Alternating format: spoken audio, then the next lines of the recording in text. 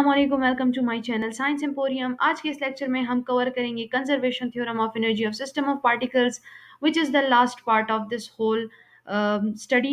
ठीक है, हमारे पास सबसे पहले हम देखते हैं कि हमारे पास conservation theorem of energy of system of particles actually state क्या करता है, वो हमें बताता क्या है।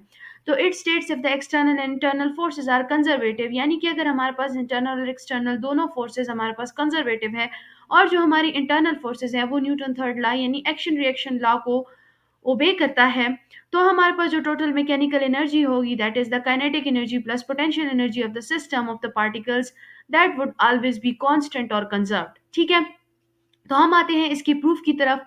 सबसे पहले हम कहते हैं कि consider a system of n particles. ये हमारे पास एक एन पार्टिकल्स का सिस्टम है जिसमें हमने कहा कि हमारे पास जो है आयत पार्टिकल के ऊपर एफ आई फोर्स एक्ट कर रहा है। Let a force F i acts on the ith particle which causes small amount of work done by force Fi, and it also displaces the ayat particle through some small displacement which is dri। ठीक है, and हमने उसको equation के through show कर दिया है that is d W is equal to F i d are i. Now अगर हम टोटल वर्क डन की बात करेंगे तो उसके लिए हमारी इक्वेशन आ जाएगी, हम बोथ साइड्स पे इंटीग्रल ले लेंगे तो हमारे पास ये फॉर्म आ जाएगी। पिछले लेक्चर्स में हमने ये स्टडी किया था कि हमारे पास जो ये एफ आई है that is actually equal to F i external plus F i internal. ठीक है, तो ये हमारे पास एक्सटर्नल और इंटरनल फोर्सेस की समेशन की इक्वल होता है ये एफ आई। ठीक है, तो हमने क्या कर दिया कि वो वैल्यू पुट कर दी है और इस इक्वेशन को हमने इक्वेशन 1 का नाम दे दिया है। अब हमारे पास जो ये टर्म है ये किस चीज़ की इक्वल आ जाएगी, ये डी आर आई को हमने अंदर मल्टीप्लाई कर देना है तो हमारे पास ये टर्म आ जाएगी।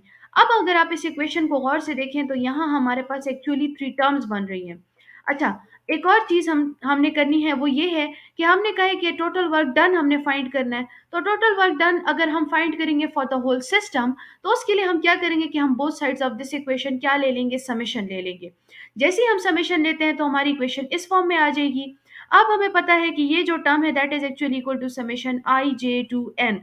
तो हमने इस टर्म की जगह, इन दोनों की जगह हमने सिंपली डायरेक्ट ये लिख दिया है। ठीक है, अब इसको हमने इक्वेशन नंबर 2 का नाम दे दिया है और अगर आप इस इक्वेशन को गौर से देखें तो यहाँ हमारे पास 3 टर्म्स आ रही हैं। ठीक है, इसको हमने फर्स्ट टर्म का नाम दे दिया, इसको सेकंड टर्म और इसको थर्ड टर्म का नाम दे दिया है।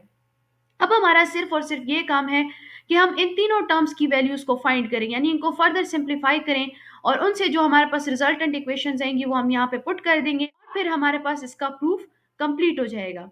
तो स्टार्ट करते हैं फ्रॉम द फर्स्ट टर्म। अच्छा, तो स्टार्ट किया है हमने फर्स्ट टर्म से। तो सबसे पहले देखें फर्स्ट टर्म हमारे पास ये वाली है that is summation i is equal to 1 to n integral 1 to 2 F i d are i. हमें पता है बाय न्यूटन सेकंड लॉ कि F जो है that is equal to m a. तो अगर हम आयत पार्टिकल के फोर्स की बात करेंगे तो वह हमारे पास एम आई और ए आई की इक्वल आ जाएगा। तो हमने क्या कर दिया, एफ आई की जगह उसकी वैल्यू पुट कर दी है by using Newton second law. अब हमारे पास जो एम आई होता है दैट इज कांस्टेंट, उसको हमने इंटीग्रल से बाहर निकाल देना है और ए आई जो है इसकी जगह हमने d v i by D t put कर दिया है। ठीक है, which is the change in velocity divided by change in time is equal to acceleration. ठीक है, ऑफ द आयत पार्टिकल। अब हमने क्या कर देना है कि इस साइड पे हमने मल्टीप्लाई एंड डिवाइड कर देना है डी टी को। जैसे ही हम वो करेंगे तो आपको सही क्लियर नजर आ रहा है कि हमारे पास D are I by D T जो है that is actually equal to V I, that is the velocity of the ith particle. और ये जो डी टी है और डी टी है ये आपस में कैंसल आउट हो जाएंगे तो हमारे पास जो इक्वेशन है वो रिड्यूस हो जाएगी टू दिस वन। ठीक है, अब इसका आपने सिंपली इंटीग्रल ले लेना है जो कि आपके पास V I square divided by two की इक्वल आएगा।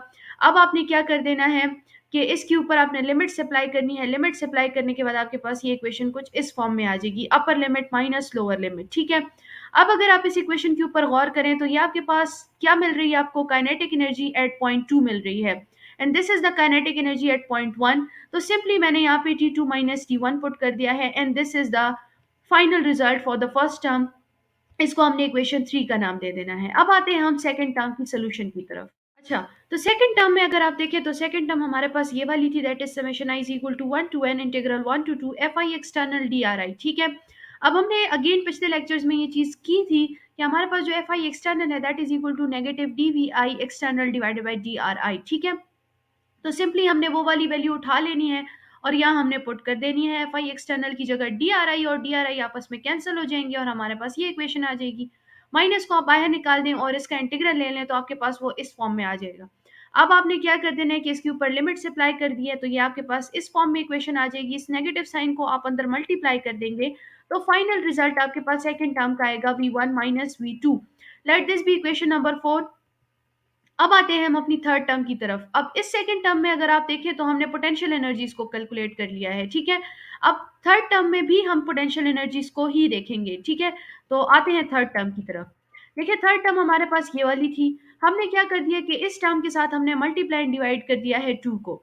तो जैसे ही हमने इसके साथ टू को मल्टीप्लाई एंड डिवाइड कर दिया तो देखिए यहाँ पे हमारे पास टू एफ आई जे आ गया है। अब देखिए यहाँ पे हमने टू एफ आई जे लिया है, तो टू एफ आई जे को मैं एफ आई जे प्लस एफ आई जे लिख सकती हूँ, क्योंकि इसको मैं दोबारा ऐड करूंगी तो मेरे पास वापस टू एफ आई जे ही आएगा, ठीक है। अब हमने न्यूटन थर्ड लॉ के थ्रू हमें पता है कि एफ आई जे जो है that is equal to negative F j i. So let's put this value over है, तो इसको यहाँ पे हमने पुट कर दिया एक टर्म में, तो हमारे पास ये फॉर्म आ जाएगी इक्वेशन की। अब यहाँ पे आप आ जाए इसके ऊपर गौर करने के लिए। देखें यहाँ पे अब हम पुट करेंगे एफ आई जे और एफ जे आई की जगह ये वाली टर्म्स, ये एफ आई जे के लिए है और ये वाली मेरे पास एफ जे आई के लिए है, ठीक है। दोनों को मैंने इक्वेशन 6 का नाम दिया है।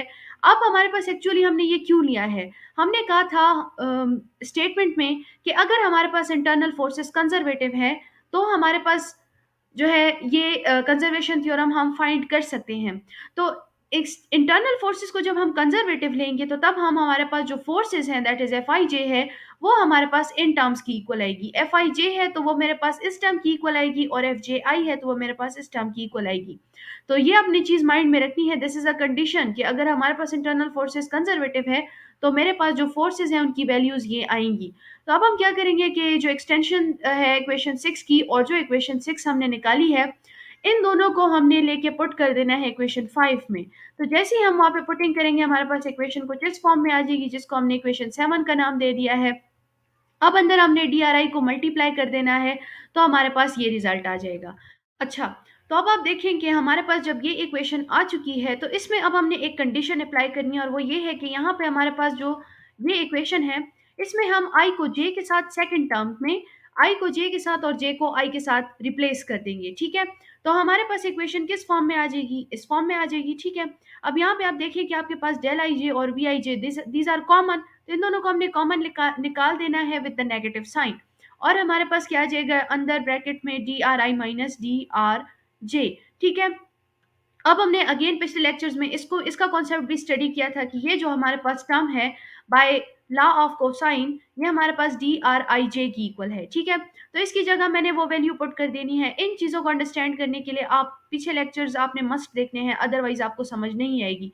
अगर आपको वो 100% क्लियर है तो ये आप जो है चुटकी बजा के आप उसको सॉल्व कर सकते हो, ठीक है। अच्छा, ये आपके पास आ गया है। अब आपको पता है कि जो हमारे पास डेल होता है ये एक्चुअली चेंज को शो करता है, ठीक है। तो हमारे पास जो ये वाली टर्म है that is del I J वाली टर्म ये हमारे पास D by D R I J की इक्वल आ जाएगी। तो हमने ये पुट कर दिया इसको लाइक ओपन अप कर दिया है तो ये वाली टर्म और ये वाली टर्म आपस में कैंसिल हो जाएंगी और हमारे पास ये सिंप्लीफाई होके इस फॉर्म में आ जाएगा, ठीक है।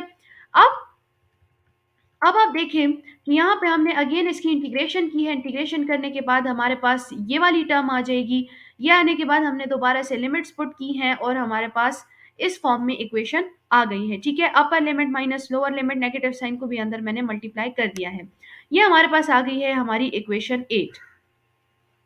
अच्छा, अब हम क्या करेंगे कि हम यूज करेंगे इक्वेशन 8, 4 और 3 को 2 में। तो इक्वेशन 8, 4 और 3 को 2 में यूज करने के बाद हमारे पास ये फॉर्म आ जाएगी। अब इस राइट हैंड साइड पे हम पॉइंट 1 पे जो हमारे पास टर्म्स आ रही हैं और पॉइंट 2 पे जो टर्म्स आ रही हैं उनको सेपरेट कर देते हैं।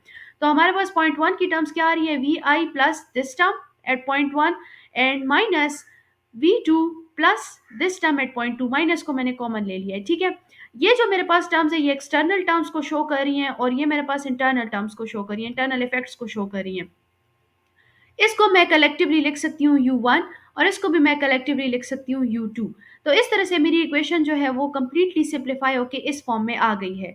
अब अगेन यहाँ पे मैं पॉइंट 1 पे जो टर्म्स हैं उनको एक साइड पे लिख देती हूँ और पॉइंट 2 पे जो टर्म्स हैं उनको दूसरे साइड पे लिख देती हूँ। तो मेरे पास जो इक्वेशन है वो आ जाएगी T2 plus U2 is equal to T1 plus U1. That is the total mechanical energy at position 2 is equal to total mechanical energy at position 1. So hence proved कि हमारे पास जो कंजर्वेशन थ्योरम है वो हमारे पास जो टोटल एनर्जी होगी वो हमारे पास कंजर्व्ड होगी अगर हमारे पास इंटरनल एंड एक्सटर्नल फोर्सेस जो है वो कंजर्व्ड हो, ठीक है। This is the end of today's lecture. इंशाल्लाह नेक्स्ट लेक्चर में हम न्यू टॉपिक को डिस्कस करेंगे, जिसमें हमारे पास motion under variable and constant forces आता है। टिल देन टेक केयर इन अल्लाह हाफिज।